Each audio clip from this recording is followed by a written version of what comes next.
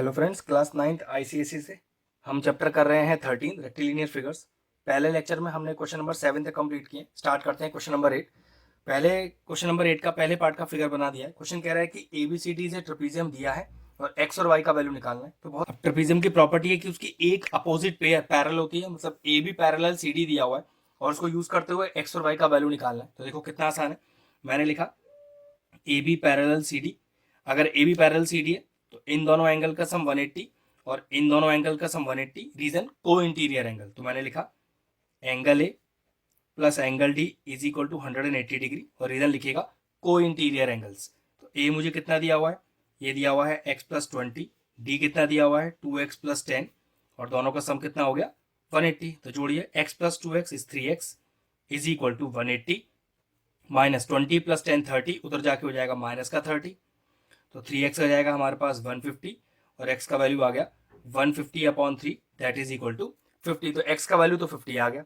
अब y निकालने के लिए रह गया। तो देखो यहाँ पर वही नियम रहेगा कि जो y प्लस 90 है, मतलब angle b plus angle c is equal to 180। Reason वही रहेगा को इंटीरियर एंगल्स। अब y इज इक्वल टू 180, इस 90 को उधर लेके जाइए, माइनस का हो जाएगा और y का वैल्यू कितना आ गया, y आ गया 90। तो therefore the value of x is 50 and y is 90। First part complete हुआ। चलिए क्वेश्चन नंबर 8 का बी पार्ट लिख दिया है। इस बार कह रहा है कि एबीसीडी आपके पास आइसोसेलेस ट्रेपीजियम है, एक्स और वाई का वैल्यू निकालना है। अब आइसोसेलेस ट्रेपीजियम की एक सबसे बड़ी खासियत है, ट्रेपीजियम की तो सारी प्रॉपर्टी यूज करता है, एक जो एक्स्ट्रा प्रॉपर्टी इसके पास ये है कि अपोजिट एंगल का सम इसका 180 होता है, जबकि ट्रेपीजियम में ये प्रॉपर्टी नहीं होती है। ठीक है, तो स्टार्ट करते हैं। सबसे पहले अब क्योंकि ट्रेपीजियम है तो पैरेलल लाइंस तो है ही है, तो A B parallel C D तो अपने पास है। तो A B parallel C D की वजह से angle A plus angle D 180 वो तो होगा ही होगा ए पार्ट की तरह। रीजन क्या हो जाएगा, को इंटीरियर एंगल्स। ए कितना है आपके पास 2x, डी कितना है आपके पास 3x, दोनों को मिला के 180 हो गया। 5x इज इक्वल टू 180 हो गया और x का वैल्यू कितना आ गया 180 अपॉन 5, ये हो गया आपके पास 5 3 15, 5 6 30। तो therefore the value of x is 36। अब y कैसे निकालें, तो जो एक्स्ट्रा प्रॉपर्टी है आइसोसेलेस ट्रेपीजियम की कि angle A plus angle C का सम 180 होगा, angle A plus angle C is equal to 180। अब ए कितना है 2x, सी कितना है y is equal to 180। x आपने अभी 36 निकाला था, डालिए। तो 2 into 36 plus Y is equal to 180। तो y आ गया, ये 72 हो गया ना, तो उधर जाके माइनस का हो जाएगा। तो 180 माइनस का 72, तो ये वैल्यू आपके पास आएगा 108 डिग्री। तो therefore the value of x is 36 and y is 108। Second part complete हुआ। चलिए 8th क्वेश्चन का सी पार्ट देखते हैं। हमें क्या दिया हुआ है, एबीसीडी का काइट, एक काइट दी हुई है जिसमें डी ए बी 112 डिग्री दिया है, ये पूरे एंगल की बात चल रही है। डी सी बी 64 डिग्री, इस पूरे एंगल की बात चल रही है। हमें निकालना क्या है ओ डी सी, तो एंगल ओ डी सी, तो ये मान लेते हैं एंगल 1 निकालना है। और क्या निकालना है ओ बी ए और ये एंगल 2 निकालना है। तो पहले काइट की प्रॉपर्टी बताता हूँ कि काइट के जो डायगोनल्स होते हैं वो आपस में परपेंडिकुलरली डिवाइड करते हैं, मतलब ये चारों एंगल जो बनेंगे ये 90 डिग्री के बनेंगे। और जो काइट के डायगोनल होते हैं वो एंगल बाइसेक्टर भी होते हैं, मतलब ये जो AC है इस एंगल ए को 2 बराबर हिस्सों में डिवाइड कर रहा है और एंगल C को भी 2 बराबर हिस्सों में डिवाइड कर रहा है। बस इसको यूज करते हुए मैं अपना आंसर निकाल लूंगा। तो सबसे पहले देखो क्या करते हैं, तो लिखते हैं AC bisects angle A and angle C। तो अगर एंगल ए बाइसेक्ट हो चुका है तो आप लिख सकते हो, सबसे पहले मैं करता हूँ नाम थोड़ा डाल लूँ, 1 और 2 डाल चुका हूँ ना, तो यहाँ मैं डाल लेता हूँ 3, यहाँ डाल लेता हूँ 4, यहाँ डाल लेता हूँ 5 और यहाँ डाल लेता हूँ 6। तो अब देखो जरा ध्यान से, अगर मैं लिखूँ कि एंगल ए बराबर 112, ठीक है ना, एंगल ए तो 112 है, लेकिन मुझे पता है कि एंगल ए 2 एंगल्स में बटा हुआ है, किसमें 3 और 4 में। लेकिन अभी मैंने क्या लिखा कि ये जो एंगल कि AC एंगल ए को बाइसेक्ट कर रहा है, तो एंगल ए को बाइसेक्ट कर रहा है मतलब कि एंगल 3 और एंगल 4 दोनों ही बराबर है। तो मैंने क्या किया, एंगल 3 को 3 रहने दिया और 4 को भी एंगल 3 लिख दिया। ये आप तभी लिख सकते हो जब ये डायगोनल तो इस एंगल ए का बाइसेक्टर हो। तो हाँ वो तो होता है। तो बस कितना आ गया देखिए, तो ट्वाइस ऑफ एंगल 3 आ गया 112। तो यहाँ से एंगल 3 कितना आएगा 112 अपॉन 2, तो ये हो गया 2 5 10 और 2 6 12। तो यहाँ एंगल 3 का वैल्यू आ गया आपके पास 56 डिग्री। अब मैंने शुरू में क्या कहा था कि जो डायगोनल है वो बाइसेक्ट करते हैं राइट एंगल, चलो नाम दे देते हैं इसको 7। तो 3 हमें पता है, 7 हमें पता है 90, 2 निकाल लेंगे जब हम ट्राइंगल AOB में angle sum property of triangle लगाएंगे। तो इन ट्राइंगल AOB ध्यान से देखिए 3 + 7 + 2 = 180। रीजन क्या डालेंगे? Angle sum property of triangle. 3 अभी निकाला 56, 7 हो गया 90 और 2 ये तो अपने को फाइंड आउट ही करना है। तो ये लीजिए, तो एंगल 2 = 180, इन दोनों को उधर लेके जाइए, -90 माइनस का 56 और ये हमारे पास सॉल्व करके आएगा 34 डिग्री। तो देयरफॉर जो एंगल 2 हमें मेरा निकालना था वो आ गया 34 डिग्री। अब बिल्कुल इसी तरह से जैसे हमने एंगल 2 निकाला है ऐसे एंगल 1 निकलेगा। वो कैसे? देखो, आप कैसे लिखोगे? सेम यहीं पर कि angle C 64 degree, angle C के दो एंगल है 5 और 6, तो 5 + 6 = 64 डिग्री। लेकिन AC ने एंगल C को बाइसेक्ट किया है, तो 5 + 6 64 लिखा है ना, तो 5 को 5 रहने दीजिए, 6 को भी 5 लिख दीजिए, तो ट्वाइस एंगल 5 64 आ जाएगा, वहां से एंगल 5 आ जाएगा। 64 को 2 से डिवाइड कर देंगे, ये जो एंगल अगर मैं इसे 8 मान लू तो ये भी 90 डिग्री, तो 5 आपको मिल गया 32, 8 है 90, एंगल 1 निकालना है। तो जैसे आपने यहाँ पर angle 2 angle sum property use करके निकाला था, बिल्कुल उसी तरह से आप एंगल 1 निकाल लेंगे। बिल्कुल सेम तरीके से जैसे एंगल 2 निकला है, सेम इसी तरीके से एंगल 1 निकालना है। ये आप पार्ट खुद कर लीजिएगा। क्वेश्चन फिनिश हुआ। चलिए, क्वेश्चन नंबर 9 के पहले 2 क्वेश्चन लिख दिए हैं मैंने, ठीक है। अगले 2 क्वेश्चन नेक्स्ट पार्ट में करेंगे। पहला क्वेश्चन कह रहा है कि prove that each angle of a rectangle is 90 degree, और दूसरा कह रहा है कि prove that if angles of the quadrilateral are equal it is a rectangle. तो देखो इसको कैसे करते हैं, पहला पार्ट देखते हैं। अब मैंने एक रेक्टेंगल बनाया, हमें क्वेश्चन में गिवन है ABCD रेक्टेंगल हो गया। अब रेक्टेंगल की प्रॉपर्टी क्या होती है कि अपोजिट साइड बराबर होती है और सारे एंगल 90 डिग्री होते हैं। लेकिन सारे एंगल 90 डिग्री तो मुझे प्रूव करना है, तो उसको तो मैं यूज कर नहीं सकता, लेकिन एक बात यूज कर सकता हूं कि सारे एंगल बराबर होते हैं, जिसको 90 में ले नहीं सकता, 90 प्रूव करके लाना है। तो देखो जरा, इन रेक्टेंगल ऐसे लिखिएगा, angle A = angle B = angle C = angle D। भाई चारों एंगल बराबर ही होते हैं रेक्टेंगल के, तो वो मैंने लिख दिया। अब हमें क्वाड्रेंट के अगर चारों एंगल पता है तो एंगल सम प्रॉपर्टी लगाकर मैं ये प्रूव कर सकता हूं कि सारे एंगल 90 है। वो देखो कैसे, इन रेक्टेंगल ABCD चारों एंगल जोड़िए, angle A + angle B + angle C + angle D = 360। Angle sum property of the quadrilateral में जो एंगल सम होता है वो 360 होता है, लेकिन मुझे पता है कि चारों एंगल बराबर है, तो सबको एक एंगल लिख दो। कैसे? Angle A + angle A + angle A + angle A = 360 degree. तो 4 times of angle A = 360 degree, which implies angle A = 360/4 that = 90। A 90 हो गया तो BCD तो बराबर ही है, तो चारों 90 हो गए। यही मुझे प्रूव करना था कि अगर ABCD रेक्टेंगल है तो उसके सारे एंगल 90 होंगे, तो मैंने प्रूव कर दिया। अब इसका सेकंड पार्ट चेक करो। बस हमें यहां पर ये कह रखा है कि ABCD रेक्टेंगल ना होकर क्वाड्रिलेटरल है, तो क्या करेंगे, इस सेकंड वाले के प्रूफ में इन रेक्टेंगल जहां लिखा है ना मैंने, तो बस वहां लिख देंगे in quadrilateral all the angles are equal. लो जी, all the angles are equal. फिर इन रेक्टेंगल ABCD की जगह फिर लिखिए यहां पर इन क्वाड्रिलेटरल ABCD। एंगल से प्रॉपर्टी लगाइए, चारों एंगल बराबर है तो चारों एंगल को किसी एक एंगल के बराबर कर दीजिए। यहां से भी देखो 90 डिग्री आ गया, और अगर चारों एंगल 90 डिग्री हैं तो yes it is a rectangle. ये लीजिए, दोनों पार्ट एक ही साथ प्रूव हो गए। चलिए 9th क्वेश्चन का थर्ड पार्ट देखते हैं। कह रहा है if the diagonals of the rhombus are equal then it is a square. मतलब अगर कि रोम्बस का अगर दोनों डायगोनल बराबर है तो वो स्क्वायर है। देखिए, तो एक क्वाड्रिलेटरल बना लेते हैं। ये लीजिए, तो ABCD क्वाड्रिलेटरल बनाया। अब ये क्वाड्रिलेटरल का नाम दिया हुआ है क्या? रोम्बस। रोम्बस की प्रॉपर्टी क्या है कि सारी साइड बराबर है और डायगोनल्स बराबर है, ये हमें क्वेश्चन में गिवन है। तो देखो जरा, दोनों डायगोनल बनाते हैं।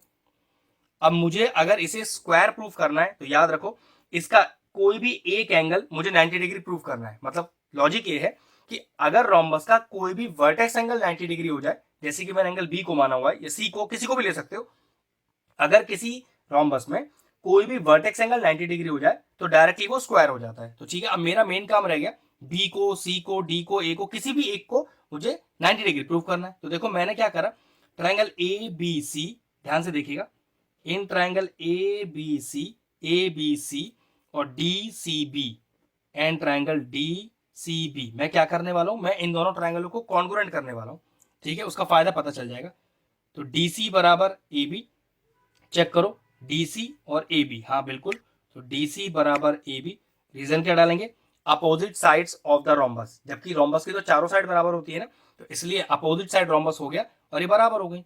फिर चेक करो क्या BC BC कॉमन है, हाँ बिल्कुल कॉमन है, यहां से चेक हो जाता है BC, लेकिन BC नहीं लिख पाएंगे, CB लिखना पड़ेगा इधर, तो लिखेंगे BC is equal to CB और फिर लिखेंगे कॉमन, ठीक है।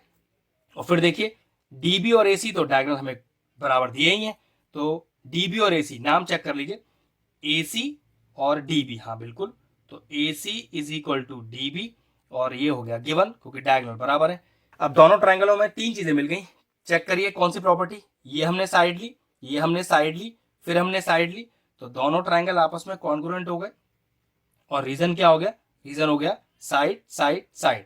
अब इस कॉन्ग्रुएंट करने का फायदा ये हुआ कि अगर दो ट्रायंगल आपस में कॉन्ग्रुएंट है तो उनके एडजेसेंट सारे एंगल्स और साइड्स बराबर होती हैं, तो उस नियम के हिसाब से एंगल भी एंगल सी के बराबर हो गया, रीजन CPCT, ठीक है। If two triangles are congruent then their corresponding angles are equal, corresponding sides are equal, तो मैंने ये दोनों कॉरेस्पॉन्डिंग एंगल ट्रायंगल ABC का एंगल B और ट्रायंगल DCB का एंगल C बराबर प्रूफ कर लिया। तो आप लिखोगे AB पैरेलल CB, अब AB पैरेलल CB हो गया ना, तो आप कह सकते हो angle C plus angle B कितना हो गया 180 डिग्री। और रीजन क्या लिखेंगे, को इंटीरियर एंगल्स, कि दो पैरेलल लाइन के बीच के जो एंगल्स होते हैं उन दोनों एंगल का sum 180, reason cointerior angle. लेकिन प्रूफ क्या किया, B और C दोनों बराबर है, तो क्या करें C को भी B लिख दीजिए, B को B रहने दीजिए, तो यहां से कितना आ गया ट्वाइस ऑफ एंगल बराबर 180 और विच इंप्लाइज एंगल B बराबर 90 डिग्री। तो देखो मैंने एक वर्टेक्स एंगल 90 कर दिया, और मैंने शुरू में क्या कहा था कि अगर किसी रोम्बस में कोई भी वर्टेक्स एंगल 90 हो जाता है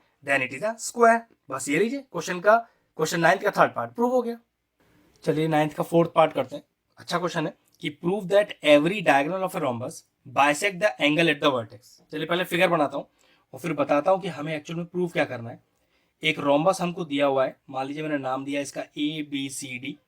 ये कह रहा है कि जो भी हम डायगोनल ड्रॉ कर रहे हैं रोम्बस के अंदर, वो एंगल्स को, कौन से एंगल्स को, वर्टेक्स एंगल को बिल्कुल बराबर डिवाइड कर रहा है, ये इसके बराबर, ये इसके बराबर। तो मुझे कोई से भी एंगल दो बराबर करने, मतलब ये दोनों कर दूं, ये दोनों, ये दोनों या ये दोनों, करना कोई एक ही है लेकिन कर कोई सा भी सकता हूं, ठीक है। तो ध्यान से देखो, मैंने माना कि दोनों डायगोनल O पर आके इंटरसेक्ट करते हैं, ठीक है। अब मैं क्या करता हूं, ये ट्रायंगल लेता हूं और ये ट्रायंगल लेता हूं और दोनों को कॉन्ग्रुएंट करता हूं, बस बात बन जाएगी। वो कैसे, वो बताता हूं। एक बात पता है कि जो रोम्बस है उसके डायगोनल हमेशा 90 डिग्री पर बाइसेक्ट करते हैं, तो ये 90 हो गया। चलो नाम डालते हैं, in triangle AOD and AOB। अब देखो जरा, मैं कह सकता हूं कि angle 1 is equal to angle 2, angle 1 is equal to angle 2, reason each 90। अब ईच 90 क्यों, मैं अभी बताया था ना कि diagonal bisect each other at 90, तो एंगल 1 एंगल 2 क्या हो गया 90 डिग्री हो गया। और कह सकता हूं 90 डिग्री है तो इसको हम क्या बोल सकते हैं, राइट एंगल, बिल्कुल राइट एंगल बोल सकते हैं। अब राइट एंगल की जो ऑपोजिट साइड होती है वो होती है हाइपोटेन्यूज, लेकिन हाइपोटेन्यूज है इसलिए बराबर नहीं है। AB बराबर AD है क्योंकि रोम्बस है ना, सारी साइड तो बराबर ही है, तो कैसे लिख सकते हैं, देखो एंगल 1 के अपोजिट AB और एंगल 2 के अपोजिट AD, ये ऑलरेडी बराबर है, गिवन है, रोम्बस है, लेकिन राइट एंगल के अपोजिट है, तो ये कौन सी साइड बना रही है हमारे लिए, ये बना रही है हाइपोटेन्यूज। तो राइट एंगल मिल गया, हाइपोटेन्यूज मिल गया, और AO बराबर AO कॉमन साइड है, ठीक है, कॉमन, और ऐसे लिख सकते हैं एनी वन साइड। तो इससे फायदा क्या हुआ, देखो R मिल गया, H मिल गया, S मिल गया, तो ट्राइंगल AOD कॉन्ग्रुएंट हो गया ट्राइंगल AOB के by the property RHS, right angle, hypotenuse और एनी वन साइड, तो ट्राइंगल कॉन्ग्रुएंट हो गए। और हमें फायदा क्या हुआ, अगर दो ट्राइंगल आपस में कॉन्ग्रुएंट होते हैं तो पहले ट्राइंगल के सारे एंगल्स दूसरे ट्राइंगल के सारे करस्पॉन्डिंग एंगल के बराबर, पहले ट्राइंगल की सारी साइड दूसरे ट्राइंगल की करस्पॉन्डिंग साइड्स के बराबर। लेकिन हमें तो सिर्फ 3 और 4 को ही बराबर प्रूफ करना है, ये लीजिए CPCT। तो हमने प्रूफ कर दिया 3 और 4 बराबर है, हमने यही प्रूफ करना था कि 3 4 बराबर है, क्योंकि ये AC डायगोनल एंगल ए को बाइसेक्ट कर रहा है। मैंने आपसे कहा था ना कोई सा भी आप एक वर्टेक्स एंगल बराबर प्रूफ कर सकते हो। मैंने 3 और 4 बराबर कर दिया, तो लिख लेंगे सिमिलरली ये भी बराबर, ये भी बराबर, ये भी बराबर, बस बात बन गया। तो देयरफॉर हमारा काम हो गया, हेंस प्रूव्ड। चलिए क्वेश्चन नंबर 10 देखते हैं। क्वेश्चन कह रहा है कि ABCD is a parallelogram if AC bisect angle A, तो प्रूव करना है कि AC एंगल C को भी बाइसेक्ट करता है, ABCD एक रोम्बस है और AC परपेंडिकुलर BD। चलिए पहले फिगर बनाते हैं तो ज़्यादा बेहतर समझा पाएंगे। ये लीजिए, मैंने लिया ABCD इज अ पैरेललोग्राम, जिसमें ये जो डायगोनल AC है वो एंगल A को बाइसेक्ट करता है, मतलब angle 1 is equal to angle 2 question में दिया हुआ है। तो पहले गिवन लिखते हैं।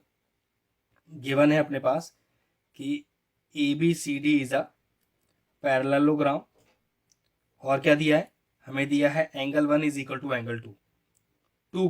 टू प्रूफ क्या करना है, ये सारी तीनों चीजों को इस टू प्रूफ में लिख दीजिए, ठीक है।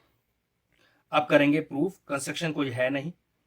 पहला क्या है प्रूफ है कि AC बाइसेक्ट एंगल C, कि जो AC है जिसने एंगल A को बाइसेक्ट किया हुआ है वो एंगल C को भी बाइसेक्ट करती है। मतलब मैं इसको नाम देता हूँ 3 और 4, और मुझे प्रूफ करना है 3 और 4 बराबर है। जरा ध्यान से देखिए, 3 और 4 दो ट्राइंगल्स के दो एंगल्स तो नहीं है, हाँ जी दोनों ट्राइंगल के दो एंगल ही है। तो एंगल्स को बराबर करने का कोई तरीका नहीं है, तरीका सिर्फ एक है कि दोनों ट्राइंगलों को जिसमें ये दोनों एंगल आ रहे हैं उन्हें कॉन्ग्रुएंट कर दीजिए, और फिर 3 और 4 बराबर लिख दीजिए और पीछे लिख दीजिएगा CPCT। तो वो दो ट्राइंगल चूज कर लीजिए जिसमें ये दोनों एंगल्स आ रहे हो। तो देखो ट्राइंगल लो, ADC में 3 आ रहा है और ABC में 4 आ रहा है, चलो नाम लिखते हैं। तो in triangle ADC and triangle ABC, और तीन चीजें ढूंढते हैं जिससे कि हम कॉन्ग्रुएंट कर सकें। तो चेक करो क्या AD BC के बराबर है, हाँ बिल्कुल बराबर है। ये एक पैरेललोग्राम दिया हुआ है, लेकिन नाम का ऑर्डर चेक करना पड़ेगा। AD और BC, देखो AD तो BC तो पीछे आ रहा है, सॉरी कॉन्ग्रुएंसी में ये चीज गलत है, आपको नाम थोड़ा सही से लिखना पड़ेगा। तो देखो नाम फिर से लिख लेते हैं। जैसे मैंने यहाँ ADC लिया हुआ है ना, तो यहां मैं ले सकता हूं CBA, ठीक है। तो मैंने ट्राइंगल का नाम लिया CBA। एक चीज का ध्यान रखना, कॉन्ग्रुएंसी करते समय ये जो ट्राइंगलों का नाम का ऑर्डर है वो बहुत करेक्ट होना चाहिए, ठीक है। अब देखो जरा, मैंने साइड क्या ली थी, AD और BC, तो चेक करो नाम का ऑर्डर कैसे आ रहा है, AD और BC की जगह CB आ रहा है, हाँ ये चलेगा। तो AD is equal to CB, AD और CB, हाँ ठीक है। और रीजन क्या डालेंगे, opposite sides of the parallelogram. अब दूसरा लो, angle 1 is equal to angle 2, हाँ रीजन क्या लिखेंगे, गिवन। और तीसरा चेक करो AC कॉमन है, लेकिन नाम देखो किस तरह से आ रहा है, AC, और यहाँ पर AC की जगह CA आ रहा है, हाँ उल्टा तो चल सकता है। तो AC is equal to CA, और रीजन क्या लिखेंगे, कॉमन। तो तीन चीज मिल गई। चेक करो एक ट्राइंगल में तीन चीजों का ऑर्डर क्या बैठ रहा है। अगर मैं ऊपर वाला ट्राइंगल लू तो AD साइड एंगल A, और AC साइड तो साइड एंगल साइड। तो आप लिखोगे कि जो ट्राइंगल ADC है वो कॉन्ग्रुएंट है ट्राइंगल ABC के, रीजन हो गया साइड एंगल साइड। अब फायदा क्या हुआ कि अगर दो ट्राइंगल आपस में कॉन्ग्रुएंट है तो करस्पॉन्डिंग एंगल्स बराबर, तो आप लिख सकते हो angle 3 is equal to angle 4, reason हो गया CPCT। इसका मतलब होता है corresponding parts of congruent triangles, मतलब कि अगर दो ट्राइंगल आपने कॉन्ग्रुएंट प्रूफ कर दिए तो पहले ट्राइंगल की सारी साइड दूसरे ट्राइंगल की सारी साइड के बराबर, पहले ट्राइंगल के सारे एंगल दूसरे ट्राइंगल के सारे कॉरस्पॉन्डिंग एंगल्स के बराबर, उसके लिए रीजन होता है CPCT, ठीक है। तो पहला पार्ट प्रूव हो गया। अब ABCD को रोम्बस प्रूफ करना है। रोम्बस प्रूफ करने का सबसे बेस्ट तरीका, all the sides equal proof कर दो। लेकिन पैरेललोग्राम में ऑलरेडी अपोजिट साइड तो बराबर ही होती है, तो अगर अपोजिट साइड बराबर हो, आप एडजेसेंट साइड को आप बराबर प्रूफ कर दो। तो अपोजिट साइड बराबर एडजेसेंट साइड बराबर, मतलब all the sides are equal. अगर all the sides are equal तो पक्की बात रोम्बस। तो मेरा मेन काम रह गया, चलो मैं एडजेसेंट साइड कौन सी लेता हूँ, AB और BC को बराबर प्रूफ करता हूँ, ठीक है। ये मान लीजिए मुझे एडजेसेंट साइड में AB और BC को बराबर प्रूफ करना है। अब देखो कितना आसान तरीका है। क्या हमें पता है कि angle A is equal to angle C है, angle A is equal to angle C, हाँ जी पैरेललोग्राम है ना, तो अपोजिट एंगल बराबर होते हैं। लेकिन दोनों को हमने प्रूफ क्या कर रखा है, 3 4 हमने बराबर कर दिया, 1 और 2 क्वेश्चन में दिया हुआ है, मतलब दोनों के आधे एंगल बराबर है। तो मैंने क्या किया, half of angle A is equal to half of angle C। Angle A का आधा तो एंगल 2 लिखा मैंने, और एंगल C का आधा एंगल 4 लिखा। इसका फायदा चेक करो, एंगल 2 के अपोजिट साइड देखो, एंगल 2 के अपोजिट साइड BC, और एंगल 4 के अपोजिट साइड AB। अगर एक ट्राइंगल में दो एंगल आपस में बराबर हो तो उनके सामने वाली साइड्स बराबर होती है। उसके उल्टा भी यूज कर सकते हैं कि अगर एक ट्राइंगल में दो साइड्स आपस में बराबर हो तो उनके सामने वाले एंगल से बराबर होते हैं। तो हमें इस बार एंगल बराबर दिए हुए थे, हमने साइड बराबर प्रूव कर दी। रीजन क्या लिखेंगे इसके लिए, side opposite to equal angles are equal. तो चेक करो क्या एडजेसेंट साइड बराबर हो गई, हाँ बिल्कुल बराबर हो गई। अपोजिट साइड बराबर दी हुई है तो लिखेंगे BC is equal to AB, adjacent sides are equal, और AB is equal to CD, opposite sides are equal, hence all the sides are equal, hence all the sides are equal, और all the sides are equal हैं तो कह सकते हैं therefore A B C D is a rhombus. हमेशा याद रखिएगा, rhombus proof करने के लिए आपको ऑल द साइड्स इक्वल करनी होती है। इसके लिए आपको अपोजिट साइड और एडजेसेंट साइड को बराबर करना होता है। अपोजिट साइड क्वेश्चन ने दी थी, एडजेसेंट मैंने कर दी, हो गया रोम्बस प्रूफ। थर्ड पार्ट देखिए, AC परपेंडिकुलर BD। चलिए BD डालिए पहले यहाँ पर। अब यहाँ पर ये समझ लीजिए कि इन दोनों एंगलों को 90 डिग्री प्रूफ करके दिखाना है, तो कोई दिक्कत नहीं है। अब मैं इन दोनों ट्रायंगलों को कॉन्ग्रुएंट कर देता हूँ। ट्रायंगल का नाम देख लेते हैं, AOB और COB। देखो जरा ध्यान से, इन ट्रायंगल AOB और COB, तो ध्यान रखिएगा हम कॉन्ग्रुएंट कर रहे हैं ना, तो ट्रायंगल का नाम भी सही बैठना चाहिए जब हम साइड्स का ऑर्डर लेंगे तो, ठीक है, जैसे यहां पर लिया था हम लोगों ने। अब तीन चीज चेक करो, क्या AO और CO बराबर है? हाँ, डायगोनल बाइसेक्ट करते हैं तो AO CO बराबर है। नाम का ऑर्डर चेक करो, AO और CO बिल्कुल सही बैठ रहा है, तो लिखेंगे AO इक्वल टू CO और लिखेंगे the diagonals of the parallelogram bisect each other. क्या 2 बराबर 4 है? तो देखो यहाँ पर 2 बराबर 4 हम ऑलरेडी प्रूफ कर चुके हैं, तो 2 बराबर 4 रीजन लिखेगा प्रूव्ड अबव। अब चेक करिए, क्या जो AB है वो BC के बराबर है? हाँ जी, AB BC के बराबर है, ये देखो यही प्रूफ कर चुके हैं, तो AB is equal to BC। नाम चेक कर लो जरा, AB और यहाँ CB आ रहा है, तो ध्यान रखिएगा यहाँ BC नहीं लिख पाएंगे, CB ही लिखना पड़ेगा, ठीक है, तो AB इक्वल टू CB। अब तीन चीजें मिल गई। एक ट्रायंगल में ऑर्डर चेक करिए, ये हमने साइड ली, फिर हमने एंगल लिया, फिर हमने साइड ली, बिल्कुल ऑर्डर तो तैयार है। तो AOB कॉन्ग्रुएंट है ट्रायंगल COB के, रीजन साइड एंगल और साइड, साइड एंगल और साइड। फायदा क्या हुआ, ये एंगल 5 और एंगल 6 बराबर, एंगल 5 और एंगल 6 बराबर, CPCT। लेकिन हमें बराबर नहीं, हमें 90 डिग्री प्रूफ करना है, तो देखो बहुत आसान है। क्या 5 और 6 एक ही स्ट्रेट लाइन पर है? हाँ जी, तो 5 + 6 180, और इसका रीजन क्या लिख देंगे, लीनियर पेयर। लेकिन 5 और 6 तो बराबर प्रूफ किया है, तो दोनों को एंगल 5 लिख दीजिए। तो यहाँ से आ गया twice of angle 5 is equal to 180, और which implies angle 5 is equal to 180/2 that is equal to 90। बस 90 हो गया, तो 5 और 6 तो बराबर ही है हमारे लिए, ये हमने प्रूफ किया था, तो 6 भी बराबर हो गया, मतलब 90 डिग्री हो गया। बस AC परपेंडिकुलर BD हो गया। AC BC के तब परपेंडिकुलर होता जब ये एंगल 90 होता। करना हमको कोई एक ही प्रूफ है, तो एंगल 590 प्रूफ कर दिया। ये लीजिए तीनों पार्ट कंप्लीट हुए, क्वेश्चन फिनिश हुआ। चलिए क्वेश्चन नंबर 13 पढ़ते हैं। क्या है कि P and Q are the points on the opposite sides AD and BC of the parallelogram ABCD such that PQ passes through the point of intersection O of its diagonal AC and BD, show that PQ is bisected at O। चलो पहले figure बनाते हैं, एक ABCD parallelogram बनाते हैं, फिर देखते हैं आगे क्या समझ में आया हमें। तो ABCD इज अ पैरेललोग्राम। देखिए क्या कह रहा है कि P जो पॉइंट है वो AD के अपोजिट साइड पर है, तो AD के अपोजिट साइड BC, तो यहाँ पॉइंट P है, और Q कहाँ पर है, अपोजिट साइड ऑफ BC, तो BC के अपोजिट साइड यहाँ पर है, तो यहाँ Q है, तो ये हो गया आपकी PQ। ये लीजिए PQ में ज्वाइन कर देता हूँ। फिर कह रहा है such that PQ passes through the point of intersection of the diagonal AB and CD। तो ये जो PQ है वो AC और BD डायगोनल जहां इंटरसेक्ट कर रहा है वहां से भी पास कर रहा है। हमें प्रूव करना है कि PQ is bisected eight O, PQ is bisected eight O, तो हमें प्रॉपरली प्रूव करना है QO बराबर PO, कि जो PQ है वो O पॉइंट पे बाइसेक्ट की गई है, तो PO बराबर QO प्रूव करना है। तो कोई दिक्कत का चीज नहीं है, हम क्या करते हैं, ये दोनों ट्रायंगल आपस में कॉन्ग्रुएंट कर देते हैं, QO और PO इसकी कॉरेस्पॉन्डिंग साइड्स हो जाएंगी और हमारा प्रूव हो जाएगा। तो चलिए इन दोनों ट्रायंगलों में देखते हैं कोई तीन चीज है अपने पास। तो इन ट्रायंगल QOA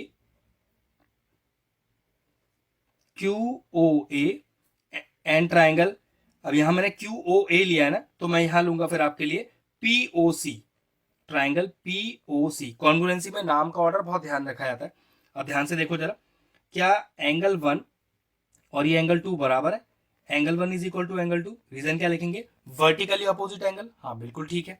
फिर चेक करो, क्या AO और OC बराबर है? हाँ, तो पैरेललोग्राम की डायगोनल, जो पैरेललोग्राम के डायगोनल बाइसेक्ट करते हैं आपस में, तो हाँ AO बराबर OC। नाम का ऑर्डर चेक करो, AO और OC ने CO लिखना पड़ेगा, तो ठीक है लिखो AO is equal to CO, diagonals of the parallelogram bisect each other. फिर चेक करो, क्या ये एंगल 3 इस एंगल 4 के बराबर है? हाँ बिल्कुल बराबर है। क्यों, लाइंस DA और CB पैरेलल है और AC एक ट्रांसवर्सल का काम कर रही है, तो 3 बराबर 4, तो लिखेंगे angle 3 is equal to angle 4, और रीजन क्या लिखेंगे, ऑल्टरनेट इंटीरियर एंगल। तीन चीज तो मिल गई, लेकिन ट्रायंगल में ऑर्डर चेक करते हैं। एक ट्रायंगल में, चलिए इसमें चेक कर लेते हैं। हमने ये वाला एंगल लिया, ये वाली साइड ली, ये वाला एंगल लिया, हाँ बिल्कुल। तो triangle QOA congruent to triangle POC, और रीजन एंगल साइड एंगल। अब दोनों ट्रायंगल कॉन्ग्रुएंट हो गए तो करस्पॉन्डिंग साइड बराबर। तो देखो हमने लिखा QO is equal to PO, यही हमें प्रूव करना था। रीजन डाल दीजिएगा CPCT, ये लीजिए आ गया आंसर।